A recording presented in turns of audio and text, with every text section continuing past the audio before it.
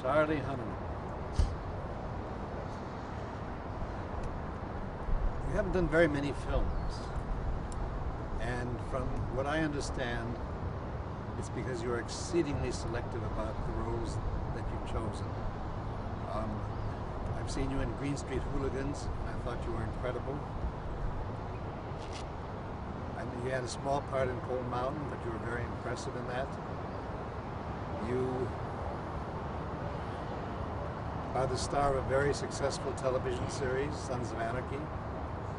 But you've been very, very selective in the kinds of roles that you've chosen for your acting career. What drew you to The Ledge? You know, I read this script a long time ago. You know, and I don't, it's, I do work very, very infrequently, and that's not by choice. I mean, it is by choice to a certain regard, because I think an actor's career is a very fragile, delicate thing in the beginning, you know, and I've just gone to great lengths to try to build a solid foundation of quality work that'll, you know, hopefully continue to create more opportunities, and I can continue to do quality work. And I read Matthew Chapman, the wonderful writer-director's scripts 4 years ago, and I was just taken by the originality and the quality of his vision, you know, in this world that we live in right now. I mean, I think that the film industry is in a terrible state creatively. I mean, there's so much in this kind of this world of endless remakes and comic book and fantasy film, and it all just seems to me very derivative and sterile. And with The Ledge, I just found an original, beautifully written, exciting, you know, film that I just wanted desperately to be a part of. And it's, you know, I didn't really, you know, Matthew met with me, and I, you know, I pleaded my case of why I should be his lead, and we really saw eye to eye, and I think that, you know, he very much enjoyed meeting me, but I don't think either of us ever thought that it would really end up being me. I think that both Matthew and I thought that the likelihood of me starring in this film was slim. Because when I met him, I was a little bit too young for the role, and I was fortunate in that it took 4 years to actually get made, and B, because I haven't done very much work, and because the work that I have done has been creatively very well received, but monetarily not that successful.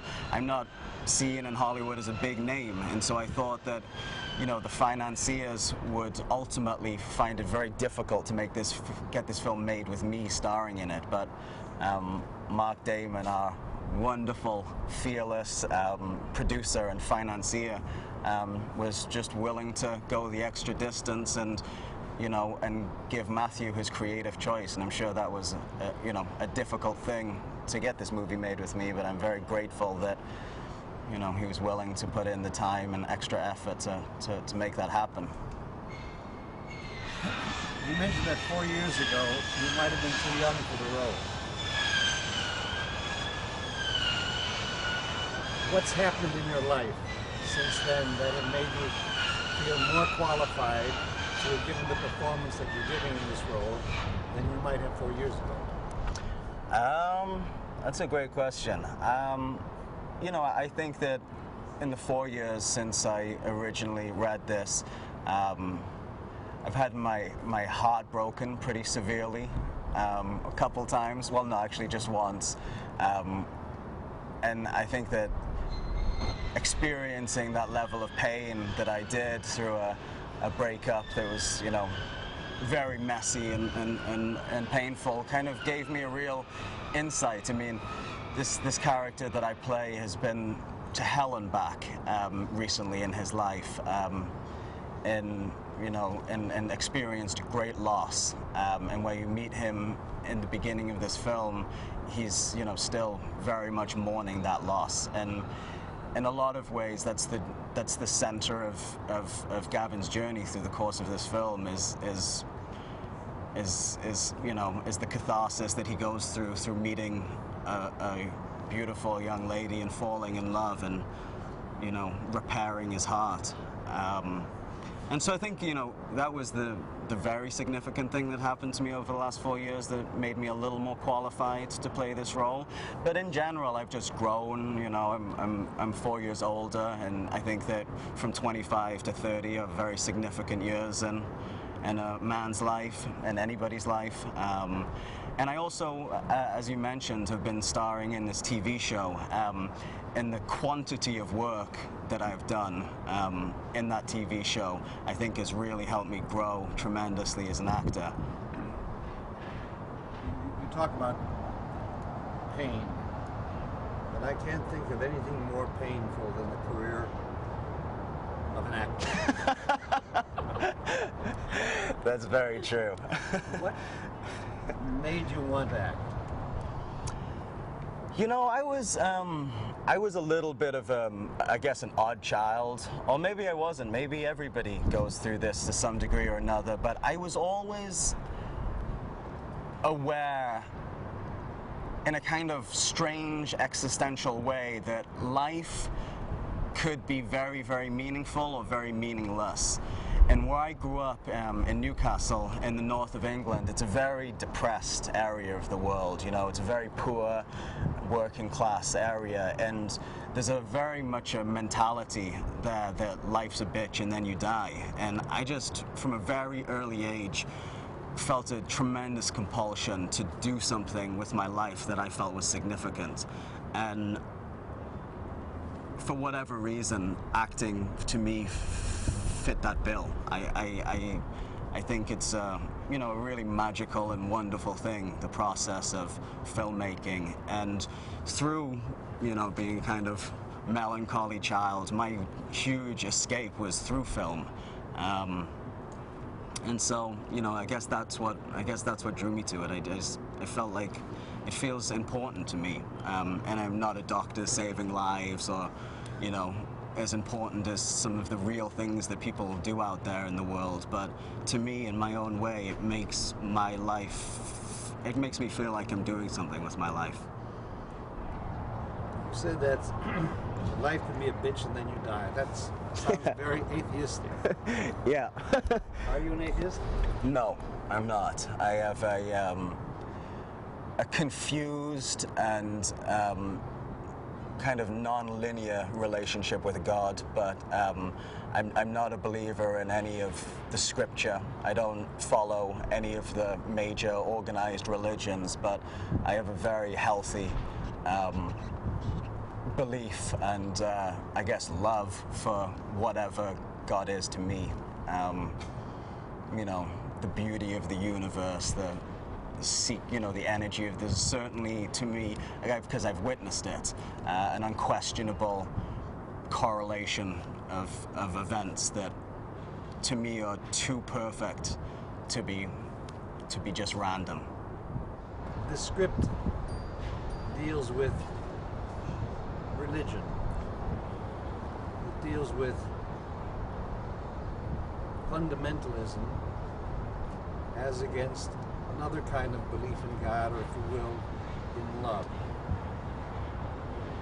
Would you say that your character has a basic belief in something greater than us, but that his real devotion is to one's ability to love? Yes, I think that Gavin's central belief system is in the physical world, and I think the most spectacular, beauty that one can find in the physical world is love. So I think that his religion is love, and it's what has made, it's the loss of love that has made his life, where you meet him in the beginning of the film, somewhat meaningless. And again, we talked about it a little earlier, I think through the process of falling in love again, he finds belief again in the world and in some kind of meaning for life, to life. This is a hard film to describe because it deals with people with so many different beliefs and their complexities. If you had to describe this film to your friends in a way that you would want them to feel compelled to see it, besides the fact that you're in it, Sure. how would you describe the film? Um, And let me stop you 1 second. The reason I'm asking this is because in today's world of independent theatrical distribution, films like this are very hard to find a niche in an audience. So the question is, how will a film like this that is so unique and compelling find its audience? What would you have to tell people to interest them in having to see this film?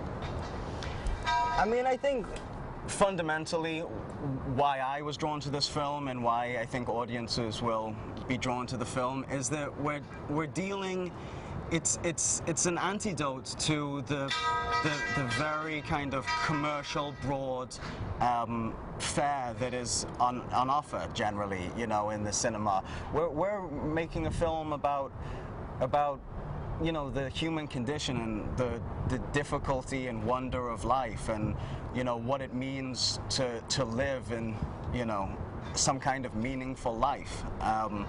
It's about real human drama, and I think that, to me, that's infinitely more interesting than superheroes in a fictitious world. We're dealing with the truth here,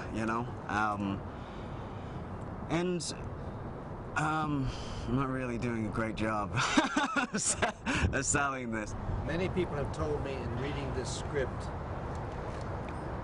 that despite all the messages in it, they couldn't put it down because it read almost as much a thriller as a love story, as a philosophical discussion, but basically they kept coming back and saying it's a thriller. Do you agree? Yes, I do. In essence, this is a thriller. My reaction or experience reading this script was exactly the same. I couldn't put it down. From one moment to the next, I think Matthew weaves all of those elements. It's an exploration of the psyche under duress in a very, very interesting way. It's a beautiful love story, and it's a very tense and compelling thriller. I think it checks all of those boxes and more. The film is called The Ledge because your character basically is standing on that ledge for the... is standing on the ledge practically from the beginning of the film to the end.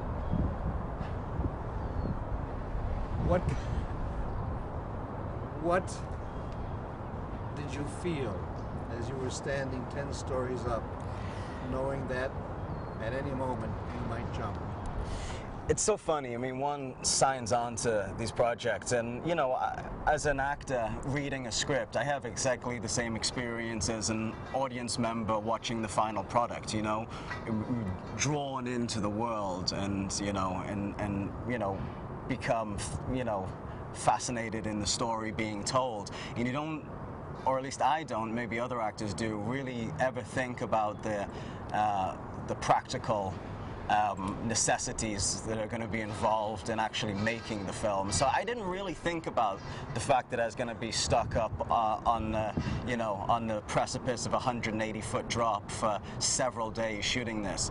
And through the process of that, I very bizarrely developed a true fear of heights. I started off day one really not at all bothered to be up there, and by the end of the 4 days that we spent up there, I was truly terrified, which was an unexpected experience to have. You know, and I have absolutely no desire to kill myself. I'm a pretty happy guy. But there's a very strange human compulsion. And I don't think that it's just me. I think that it's kind of universal.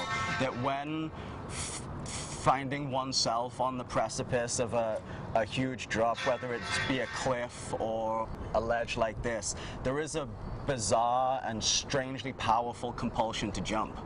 And the longer I stood up on that ledge, the more powerful that compulsion became. And I think that that's where the fear came, is I thought by day 4, am I crazy enough to actually jump off of here? And as when we shot the sequence, and for the most part sequentially, so the longer I was up there, the closer it was in the reality of the character to actually jumping.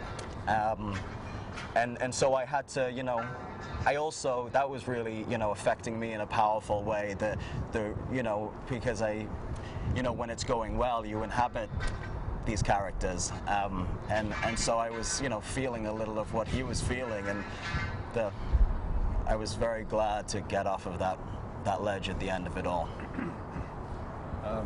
We're not going to say how the film ended, but I can just say that, thank God, Charlie, you did not jump. Yes.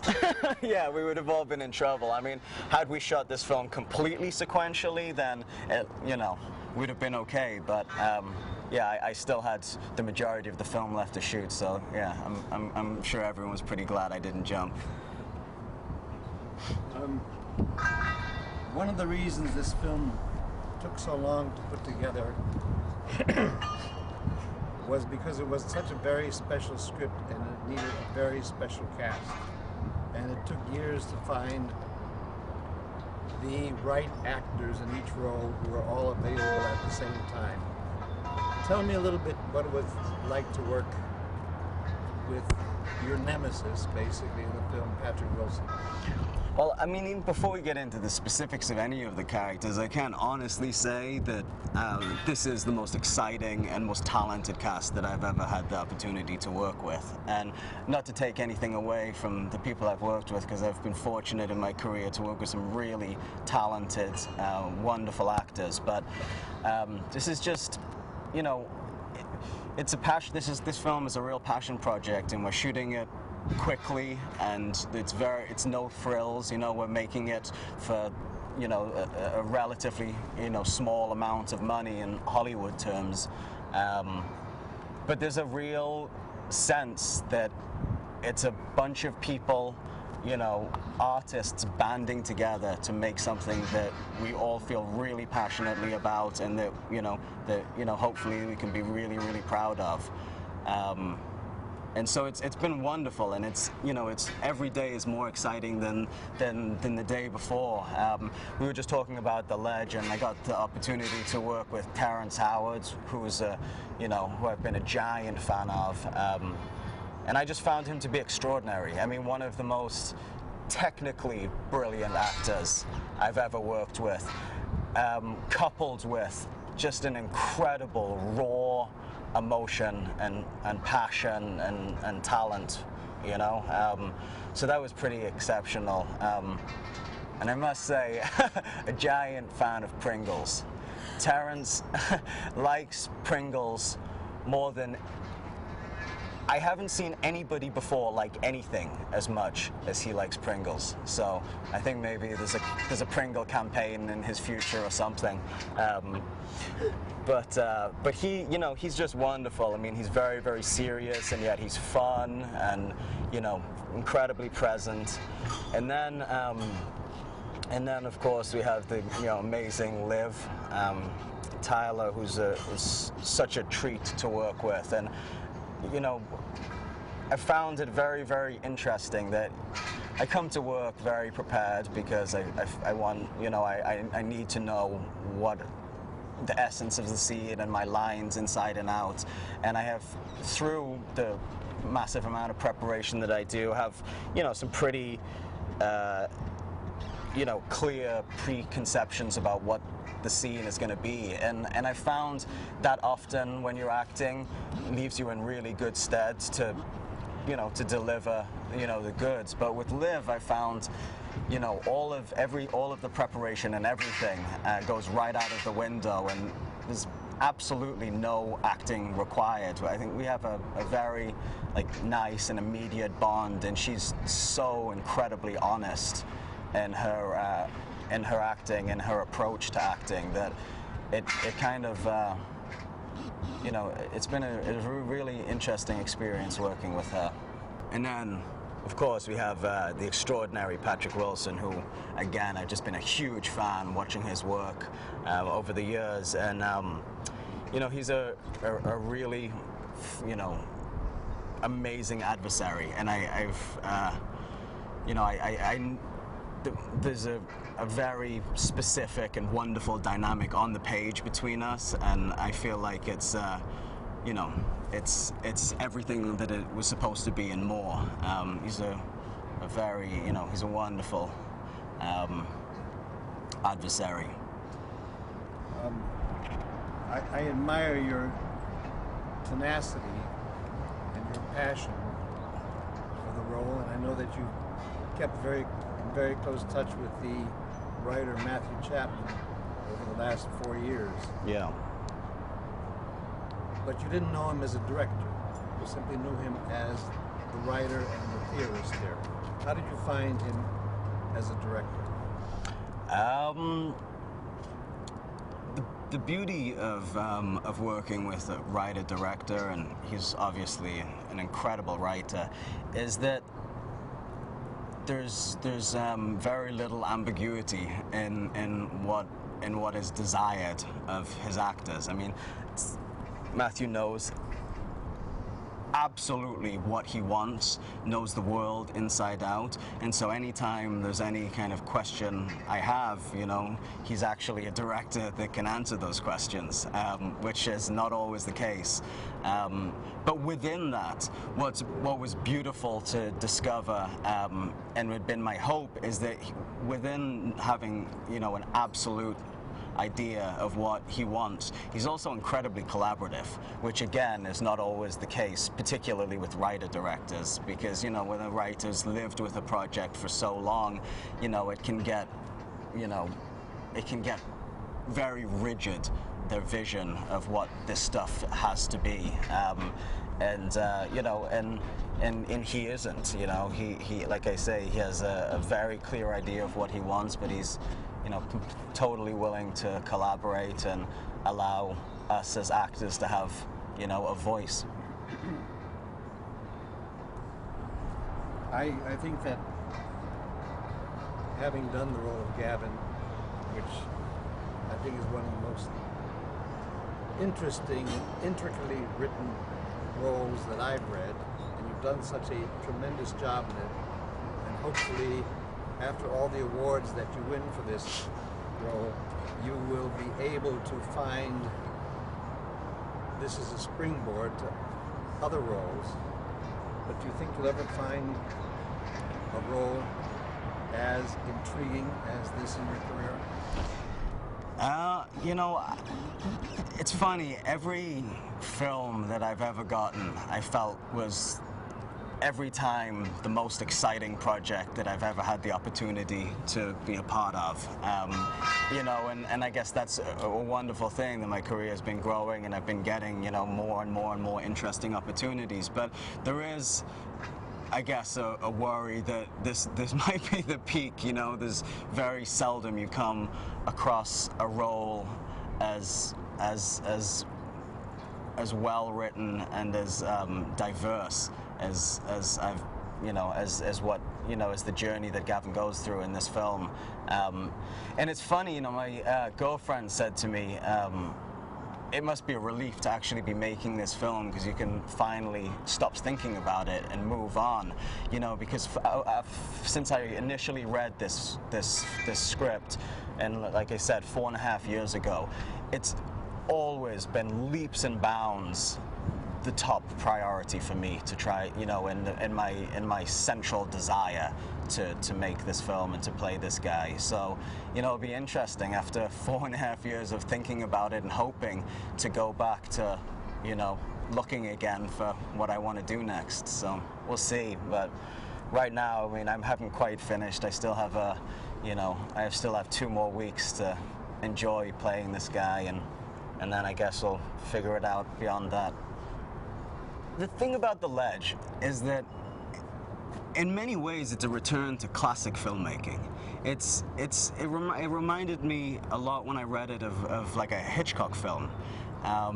We're not relying on special effects or explosions or any of the trappings of modern filmmaking. We're telling a truly compelling story about human relationships, and it's a thriller in essence. I mean, there's this amazing suspense that captures you in the beginning of the film and never lets up through the course of the movie.